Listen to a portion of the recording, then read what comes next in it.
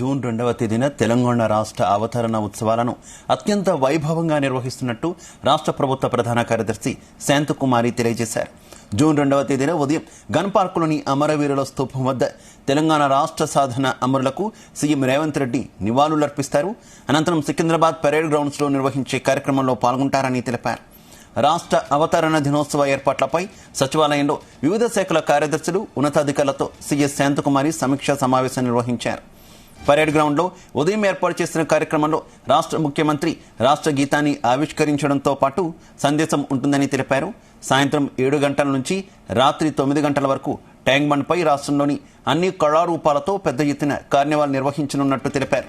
దీంతో పాటు శిక్షణ పొందుతున్న 5,000 మంది పోలీసు అధికారులు బ్యాండ్తో ఈ ప్రదర్శనలో పాల్గొంటారని తెలిపారు.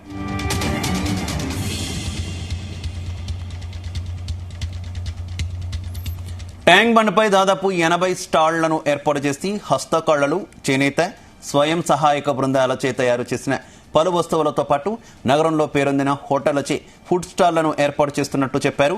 ట్యాంక్ బండ్పై పెద్ద సంఖ్యలో ప్రజలు హాజరయ్యే అవకాశం ఉన్నందున వారికి ఏ విధమైన ఇబ్బందులు కలగకుండా ఏర్పాట్లు చేయాలని అధికారులను ఆదేశించారు.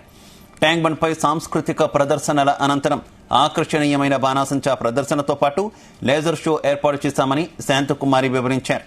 రాష్ట్ర అవతరణ సందర్భంగా అన్ని ప్రభుత్వ కార్యాలయాలను విద్యుత్ దీపాలతో అలంకరించాలని తెలిపారు.